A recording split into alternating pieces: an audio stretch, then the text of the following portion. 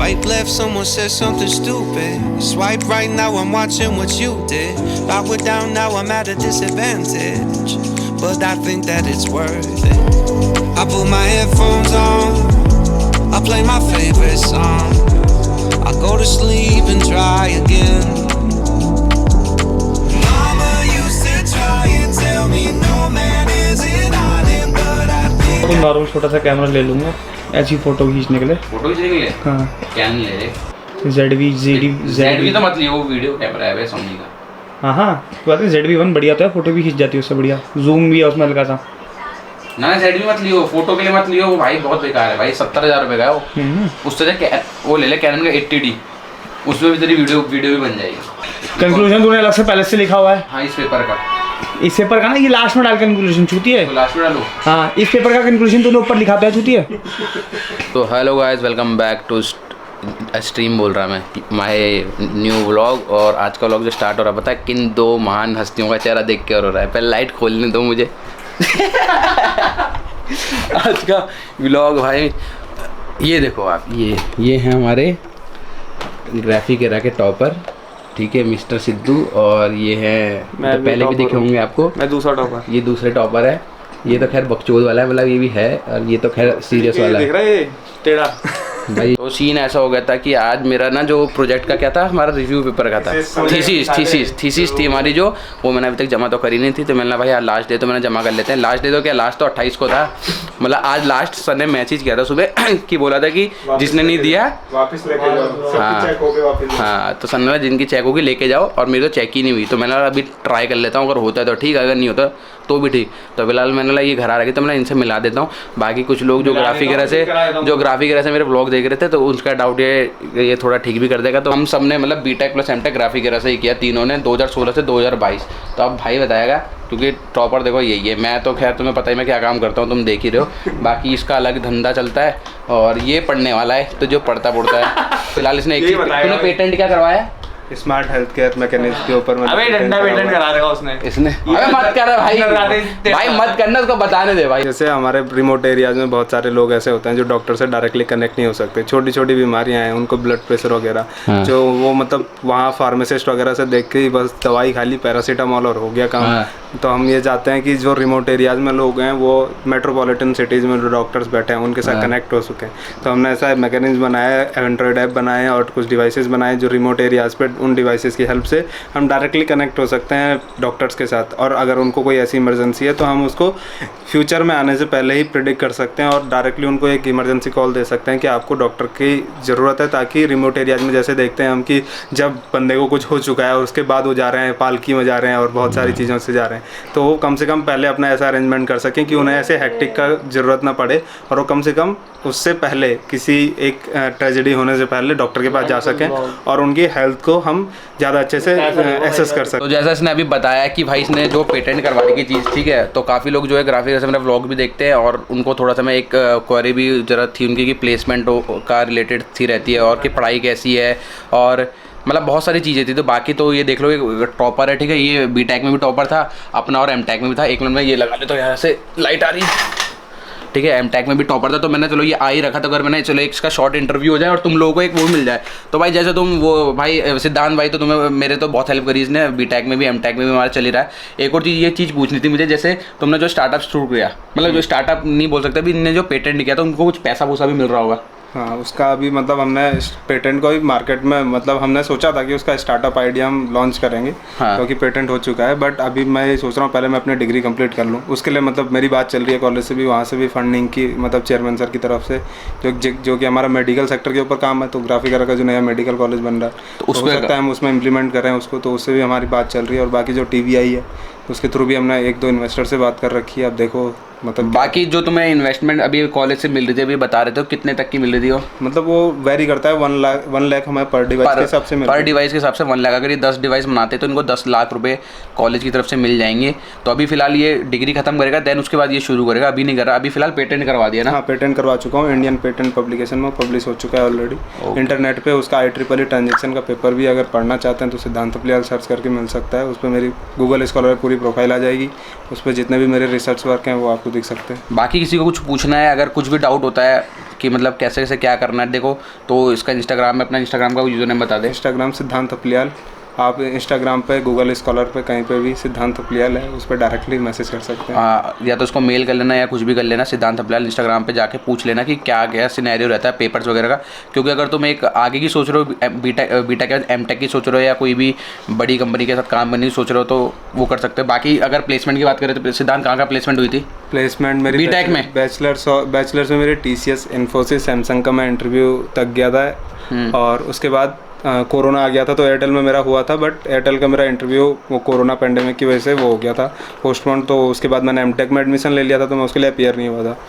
फिर उसके बाद जब मैंने एमटेक में एडमिशन लिया तो एमटेक में भी मेरा फिर से इन्फोसिस में, सैमसंग इन्फॉर्मेटिका, अमेजोन में मेरी प्रोसेस चल रही है। उसमें मेरे ऑलमोस्ट राउंड क्लियर हो चुके हैं, इंटरव्यू शेड्यूल्ड है इस मंथ के लिए।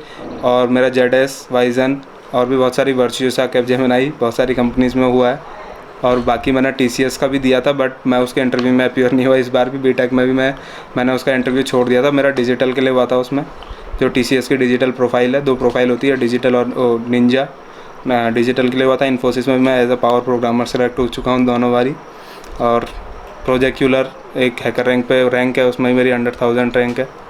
तो बाकी तुम लोग अब इतना कुछ तुम्हें पता चल गया होगा कहाँ कहाँ घुस रहा है। बाकी ये जॉब करने क्यों नहीं गया, इसने मेरे को रीज़न बताया था, क्योंकि इसका जो वो है इंटरेस्ट है वो है इसमें सिविल सर्विसेज में। तो ये उसकी तैयारी कर रहा है अपनी कि मेरे को जॉब नहीं करनी। और उसके फादर भी यही बोल रहे थे कि भाई अभी मत जॉब कर, कोई तेरे को जॉब मिल भी जाएगी, बट अभी तो सिविल सर्विसेज की तैयारी कर ले। जैसे जो भी SSC कौन सा एग्जाम होता है, UPSC। हाँ, तो ये उनकी प्रिपरेशन कर रहा है, पहले उसको टाइम दे रहा है। और बाकी तो तुम्हें पता ही, इसके बाद सब कुछ है ही कि मतलब जो जॉब्स वगैरह है। एक चीज़ नहीं है इसका, क्या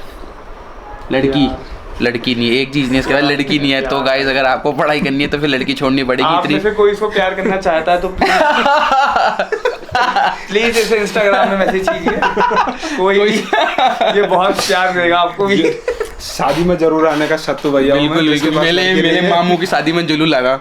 और IAS क्लियर करने से पहले करना पड़ेगा। हाँ, ऐसे नहीं। अभी हाल ही में इसको कॉलेज से बहुत बड़ा अवार्ड भी मिला है भाई। तो अभी कुछ पिछले महीने ही मिला है और उसमें कुछ पैसा भी मिला था भाई। सबसे पहले अवार्ड छोड़ो, तुम पैसा बताओ भाई कितना मिला? मुझे अभी जो इस बारी जो 15 मई में नहीं, जून में जो हुआ था अवार्ड में मुझे 50,000 का चेक मिला था, 50,000 रुपये, और सर्टिफिकेट मिला था। और उससे पहले भी जो चेयरमैन सर के बर्थडे पे, उसमें मुझे एक्स्ट्रा ऑर्डिनरी रिसर्च का जब जब चेयरमैन सर का बर्थडे होता है तो टॉपर्स आते हैं ना सारे, तब मुझे टॉपर का भी और एक्स्ट्रा ऑर्डिनरी रिसर्चर का मिला था। और इस बार मुझे जो मिला प्लेसमेंट का मिला था। अच्छा, तो इसको प्लेसमेंट का मिला था। बाकी वो तुम पेज में आ रखा होगा वो, ग्राफिकर के पेज में सिद्धांत अपलियाल करके, अगर मिल जाएगा तो तुम देख लेना, इसकी प्रोफाइल में भी होगा। बाकी लड़कियां आना इंस्टाग्राम, हाँ सिर्फ लड़कियां ही आना। अगर लॉन्डो को कांटेक्ट करना है तो प्लीज गूगल मेल यूज कीजिए। लड़कियों को डायरेक्ट हमारा समय व्यर्थ ना करें कृपया करके। ये सब भाई ये सब तो मजाक चलता रहता है, ठीक है। बाकी इसके बाद एक और चीज़ पूछनी थी इससे कि भाई कितने रिसर्च पेपर कर दिए अभी तक? 8।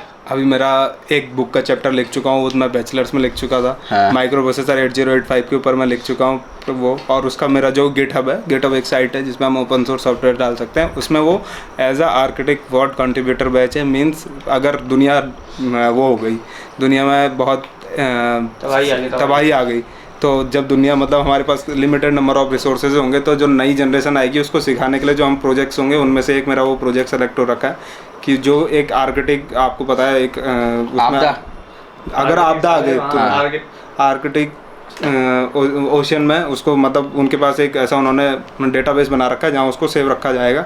अगर दुनिया में कुछ ऐसा ट्रेजेडी आई तो जो नई जनरेशन है उसको सिखाने के लिए वो प्रोजेक्ट यूज़ किया जाएगा। माइक्रो प्रोसेसर 8085 का गिटहब पे देख सकते हैं मेरे नाम से, ये सिद्धांत अपलियाल नाम से। और उसके अलावा मैंने IEEE ट्रांजेक्शन के स्मार्ट हेल्थ केयर के ऊपर, MDPI जनरल में smart health care access control mechanism के ऊपर पेपर निकाल चुका हूँ। कॉन्फ्रेंस पेपर लिख चुका हूँ 2 से 3, और ऑलरेडी अभी मेरा और भी काम चल रहा है जो कि मैं ड्रोन्स और उत्तराखंड गवर्नमेंट के 1-2 प्रोजेक्ट हैं उनके ऊपर काम कर रहा हूँ। तो अभी आ चुके हम छत पे, और जो मेन डिस्कशन था वो हमारा ये था कि भाई प्लेसमेंट का तो कैसे तैयारी करनी है और कैसे प्लेसमेंट लेनी है, वो सब ये हमारे सिद्धू भाई देंगे। सिद्धू भाई बताओ, प्लेसमेंट की तैयारी बताओ कैसे करनी है बच्चों को। जब कंप्यूटर साइंस वाले हैं तो DSA पे फोकस करना है। मतलब जितनी अच्छी कॉम्पिटिटिव प्रोग्रामिंग कर सकते हैं भाई, बेसिक है, बेसिक स्टैक क्यू वगैरह। इसका मतलब केवल ऐसा नहीं कि थ्योरेटिकल नॉलेज है, डीपी का थ्योरेटिकल नॉलेज रख लिया, बैक ट्रैकिंग का, उनको रियल में अप्लाई करना आना चाहिए। ऐसा नहीं कि कोई एक अप्रोच पढ़ ली, भाई ये अप्रोच में कहीं भी लगा। तुम्हें अप्रोच तब आनी चाहिए, तुमने किसी चीज़ को पढ़ लिया, कंटेंट देख रहे हो, क्वेश्चन देख रहे हो, तब पता चलना चाहिए इसमें क्या फिजिबल हो सकता है। ऐसा नहीं तुमने कोई अप्रोच पढ़ी थी और बस वो उसको वहाँ चेप दिया और वो तब उसमें तुम्हारे एरर्स आ रहे हैं और तुम बोल रहे हो भाई टेस्ट केस चली ही नहीं। तो इसलिए कोई हमेशा जो भी बड़ी कंपनी होती है वो कॉर्नर टेस्ट केसेस ऐसे देती है कि वो तुम्हारे रियल नॉलेज को चेक करता है। तो तुम्हें पता होना चाहिए कि जो मैं काम कर रहा हूँ एक्चुअली में क्या कर रहा है, तुम्हारा वर्क फ्लो क्या है। अब तो जो कई सारी कंपनी है जैसे इन्फॉर्मेटिका हो गई, सैमसंग हो गई, अमेजन हो गई, अब वो आपसे पहले कोड करा रहे हैं, कोड के बाद वीडियो रिकॉर्ड करवा रहे हैं या उसके अप्रोच को पूरा डिस्कस करा रहे हैं एज ए क्वेश्चन। वो पूछ रहे हैं कि आपने अप्रोच क्या करी, बताइए हमको वर्क फ्लो क्या था इसका।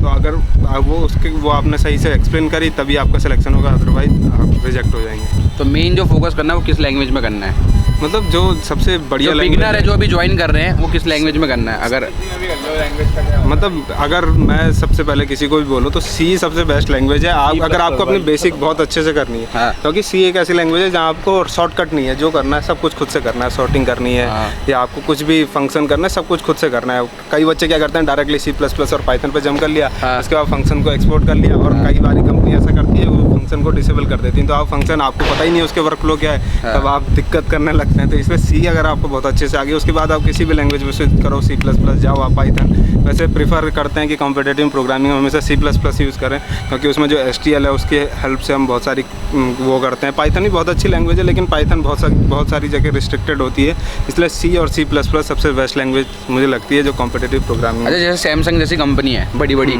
जाइंट कंपनी, अमेजन हो गया, ठीक है, इनमें कैसे प्लेस होने का क्या सिस्टम है? अब सैमसंग का जैसे इनका जैसे इसका इंटरव्यू हुआ था तो सैमसंग का मान लेते कितने राउंड होते हैं, क्या क्या क्राइटेरिया मांगा था, सब बता। अब सैमसंग का जैसे जब मैंने बीटेक का दिया था तो बीटेक में तो डायरेक्टली जब वो कैंपस में आई थी तो केवल एक क्वेश्चन था, वो केवल एक क्वेश्चन देंगे आपको और विदाउट कैमरा आप करो एक क्वेश्चन करो, कैसे भी करो, गूगल से आप 10 आपको 10 टेस्ट केस हैं और 10 के 10 आपके चलने चाहिए, तभी आपका सिलेक्शन होगा, अदरवाइज नहीं होगा। अमेजन में भी ऐसी है, आपको जो दे रखा है MCQ दे रखा है, 2 कोड दे रखे हैं तो कम्प्लीटली चलने चाहिए, अदरवाइज आपका सिलेक्शन नहीं होगा।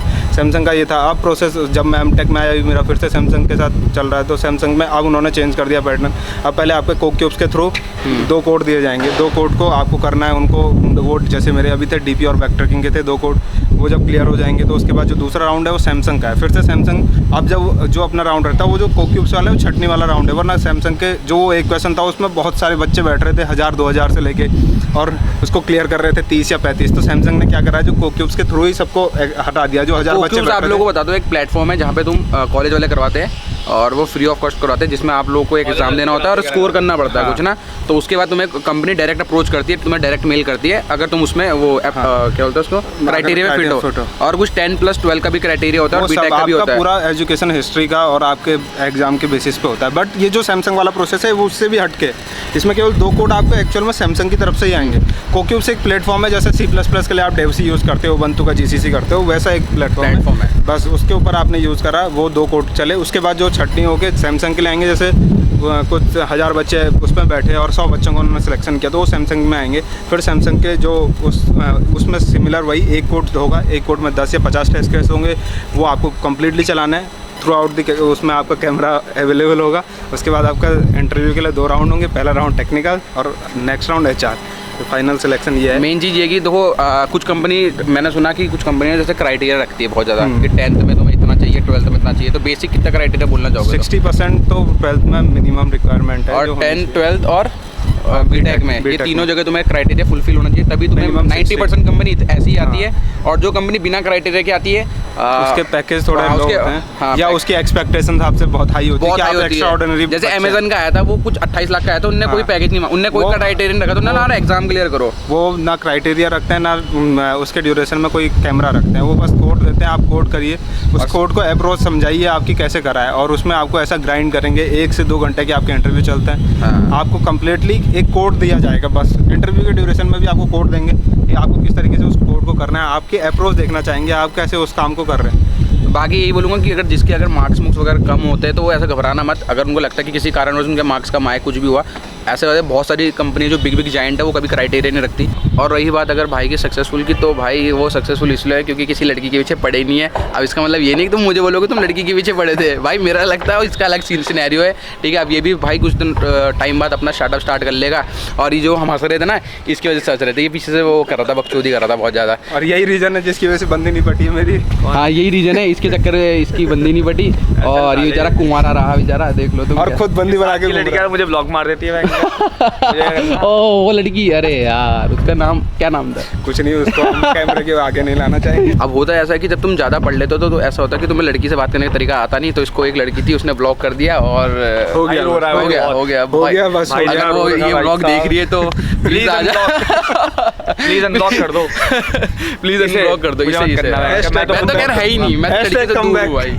हाँ प्लीज। तो फाइनली मेरे दोस्त जो हैं अपने घर जा चुके हैं, और फिलहाल मैं आ चुका हूँ अपने अंदर। और बहुत सारे क्वेश्चन थे जो मुझसे इतने दिनों से ना, सबसे ज़्यादा जो क्वेश्चन आ रहा था मुझ पर, सबसे ज़्यादा क्वेश्चन वो पता क्या था कि भाई मुझे ग्राफिक में एडमिशन कैसे मिलेगा, मुझे कंप्यूटर साइंस कैसे मिलेगी, मुझे इस कोर्स में एडमिशन कैसे मिलेगा। मतलब इतने भाई मेरा इनबॉक्स फुल हो गया था भाई, इतने क्वेश्चन आए थे। क्योंकि लास्ट वाली जो वीडियो थी हमारी 6000 क्रॉस हुई थी, मतलब सारी वीडियो 4-5 हज़ार क्रॉस हो रही थी, तो मतलब बहुत सारी क्वेरीज आ रही थी। तो मैं अभी 2-3 डाउट है वो क्लियर करता हूँ। सबसे पहले कि भाई मेरे को एडमिशन कैसे मिलेगा। भाई देखो एडमिशन का लेना, उनने वेबसाइट में लिखा हुआ प्रॉपर प्रोसीजर। अगर आप लोग को ये लगता है कि भाई कॉलेज में जाके आपको कुछ और मिलेगा, ऐसा कुछ नहीं है। जो उन्होंने लिखा है वही आपको वहाँ पे डिलीवर करेंगे। कॉलेज में जाके जो फीस उन्होंने वहाँ लिखी है वही फीस आपको वहाँ पड़ेगी।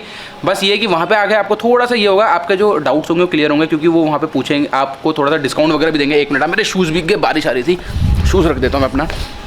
तो वहाँ पे जाके आपके थोड़े से डाउट्स वगैरह क्लियर करेंगे वो। और फीस में डिस्काउंट तब मिलता है अगर आपके पापा आर्मी बैकग्राउंड से तो 5%, और अगर आप उत्तराखंड के तो 5%, वो भी हिल यूनिवर्सिटी में, ठीक है। तो कुछ 10-15% का ये लगा लेना कि लेस हो जाएगी फीस जो ऑनलाइन लिखी होगी, ठीक है।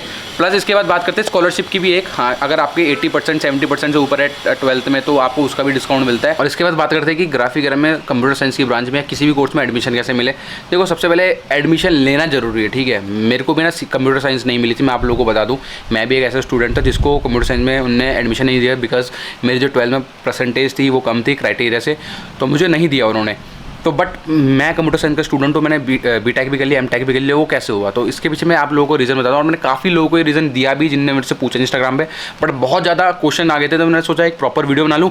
और आज मेरा एक दोस्त भी आया था, तो मैंने सोचा कि आप लोगों के साथ उसका एक कुछ शेयर भी कर दूँ, क्योंकि उसने काफ़ी कुछ अचीव किया है ग्राफिक एरा से, तो आप लोगों को पता भी चल जाए। देखो सबसे पहले मैंने क्या किया, ग्राफिक एरा में अगर बीटेक करो तो 4 साल का कोर्स है, ठीक है। सबसे पहले बात करो 4 साल में से जो आपका पहला ईयर है ये सबके लिए कॉमन है, कोई भी ब्रांच हो, कोई भी ब्रांच, चाहे आपकी इलेक्ट्रॉनिक्स हो, CS हो, सिविल हो, सारे के सारे बच्चे ये पहले ईयर में एक साथ बैठेंगे, ठीक है। बचे ये 3 साल, ये 3 साल आपके कोर ब्रांच के, जो आपकी मतलब कंप्यूटर साइंस हो गई, वो कंप्यूटर साइंस में चल जाएंगे, और जो सिविल वाले होंगे सिविल में चल जाएंगे, सब अपने अपने ब्रांच पे चल जाएंगे।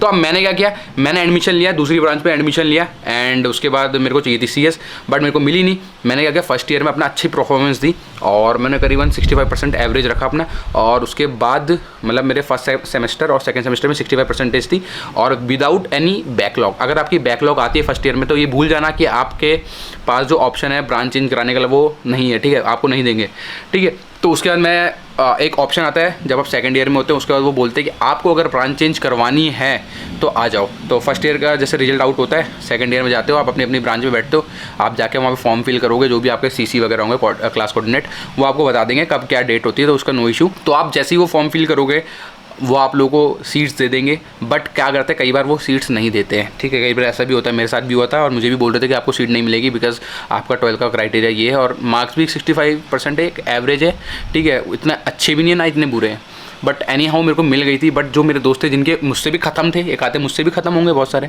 तो उनको कैसे मिली, उनने क्या करा, उनने बोला कि सर हमें तो CS चाहिए, मेरा तो करियर बर्बाद हो जाएगा। और थोड़ा सा रोना धोना किया, जो तुम्हें पता ही है ना, इमोशनल, ठीक है, कि मेरे को तो सर चाहिए, मेरे को तो करियर इसी में बनाना, मेरे 4 साल ज़िंदगी, पूरी ज़िंदगी बर्बाद हो जाएगी। तो ये एक ऑप्शन है आप लोगों के पास, जिनके क्राइटेरिया में जो फुलफिल नहीं हो रहे, क्योंकि वो बोल रहे हैं कि 80% का क्राइटेरिया चाहिए हमें, और जो 80% लाएगा उसी को हम CS देंगे। कुछ ऐसा सिनेरियो है, मेरे को पता चला है। तो भाई ये हर बार का सिनेरियो, और ठीक है, आप लोगों को देखना, आप लोगों को गेम कैसा खेलना है। अगर आप लोगों को एडमिशन चाहिए CS में, तो मैंने ये रास्ता बता दिया है। फर्स्ट ईयर में किसी भी ब्रांच में ले लो एडमिशन, सेकंड ईयर में जब अपनी ब्रांच चूज़ करने का ऑप्शन आएगा तब चूज़ कर लेना CS में, और थोड़े से नंबर अच्छे ले आना भाई, 80 तक ले आना अपनी, ठीक है। फर्स्ट ईयर में आपको दे देंगे, कोई दिक्कत की बात नहीं, बहुत ईजी हो जाता है। और इससे पहले भी मैंने प्लेसमेंट का बताया आप लोगों को, जो तीसरी चीज़ है प्लेसमेंट। भाई कोई भी कोर्स के लिए प्लेसमेंट जो होती है वो ऐसी सीन है कि भाई आप लोगों को प्लेसमेंट क्रैक करनी पड़ेगी अपने 10th और 12th के परसेंटेज के बेस में, ठीक है। बहुत सारी कंपनी मैंने जैसे आपको पहले भी बताया, अभी उसने बताया कि वो क्राइटेरिया मांगती है 90%, और जो नहीं मांगती वो भाई बहुत ज़्यादा, मतलब समझ रहे हो ना तुम, बहुत ज़्यादा आपकी फिर ढंग से लेगी भाई। तो आई होप आपके जो डाउट्स थे वो सारे क्लियर हो चुके होंगे आज, ठीक है। आप लोगों को मतलब इसके बाद भी कोई डाउट होगा तो इंस्टाग्राम हमेशा ओपन ही है। और इसके बाद हाँ, इंस्टाग्राम पे ना आके मेरा एक दूसरा चैनल है, मेन चैनल, जहाँ पे मैं डेली लाइव स्ट्रीम करता हूँ। डेली 9 बजे आप वहाँ पे आ सकते हो, लाइव रहता हूँ वहाँ पे, डायरेक्ट आप लाइव पे क्वेश्चन पूछ सकते हो चैट करके। तो उसका डिस्क्रिप्शन में लिंक है, मेन चैनल करके मैंने लिंक डाल दिया होगा डिस्क्रिप्शन में, देख लेना। और अगर आप लोगों को मेरी वीडियो हेल्पफुल लगी हुई और अगर आप लोग चाह रहे हो एडमिशन लेने, तो डिस्क्रिप्शन में मेरी डिटेल्स वगैरह हैं, और अगर आप वहाँ पर जाकर रेफरेंस में मेरा नाम लेते हो या डिटेल्स लिखते हो, वो आपके ऊपर डिपेंड करता है, तो वो थोड़ा सा मेरे लिए बेनिफिट हो जाए। बाकी मेरी तरफ से आप लोगों को एक एडवाइस है, जो भी किसी भी कोर्स में एडमिशन ले रहा है, बहुत कंफ्यूज होगा 12th के बाद क्या करना है। देखो भाई, मैं भी कंफ्यूज था, हमें भी कोई समझाने वाला नहीं मिला, बट मैं आप लोगों को एक चीज़ बोलता हूँ, आप लोगों को वो चीज़ करनी है भाई जिस चीज़ में आपको नींद नहीं आ रही, भूख नहीं लग रही, प्यास नहीं लग रही, मतलब आपको टाइम का पता ही नहीं चल रहा, वो चीज़ करो। ऐसे नहीं कि देख के उसने बीटेक कर लिया, इसने बीटेक कर लिया, नहीं, आपको ऐसी चीज़ करनी है जिसमें आपको नींद नहीं आ रही, बस वही आपकी लाइफ बनाएगी। तो मिलते हैं आप लोगों को नेक्स्ट व्लॉग में। Till now like comment subscribe कर लेना, तब तक के लिए टाटा बाय बाय।